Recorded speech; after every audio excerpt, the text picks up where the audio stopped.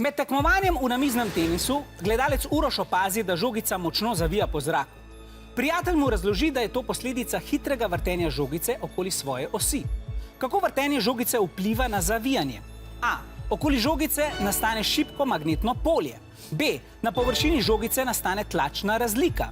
C. Žogica se segreje in ustvari vzgonsko silo. Ali D. Spremeni se težišče žogice.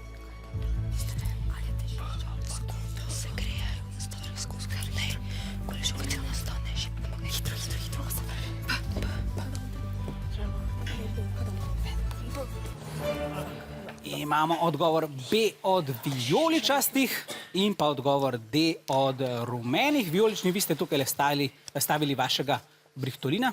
Kako ste kaj samozavestni glede odgovora? Tako. Dobro, potem pa kar vabim, jasno. Jaz ne vem, da si upaš povedati pravi odgovor, ampak pomembnejše vprašanje je, ali si upaš spopasti z mano, ničkratnim prvakom v namiznem tenisu, ki ga je nazadnje treniral v osnovni šoli. Juž, a si pripravljen na ta prvi malo sivo-celični spopad? Ja, sem pripravljen. Lopar je namazan, jaz sem tudi namazan z vsemi žabami, tako da začniva. Ne dvomim. O ne. Dobro, ena nič zate. Začetniška sreča. Opa. A veš, da sem res treniral v osnovni šoli, ampak res samo 1 leto. Ja, vidim, nisi tako slab, kot si povedal. Hvala lepa.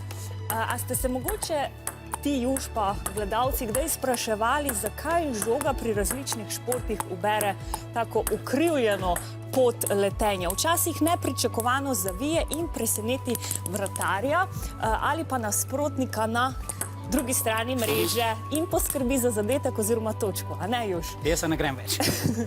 No, to je posledica Magnusovega učinka. Ta nam pove, kako zrak vpliva na žogo, ki se vrti medtem, ko leti. Plaz zraka okoli žogice se na eni strani giblje hitreje kot na drugi, kar povzroči razliko v tlakih na površini žogice.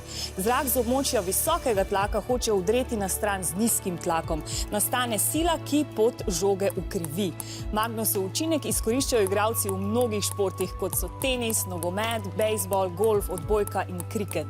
Prav Magnusov učinek je poskrbel za najbolj znamenite gole v zgodovini športa. Naprimer, ko je mladi David Beckham leta 1996 za Manchester United zadel gol z polovice igrišča, ali za nas še pomembneje, ko je to pred 25 leti uspelo Ačimoviću.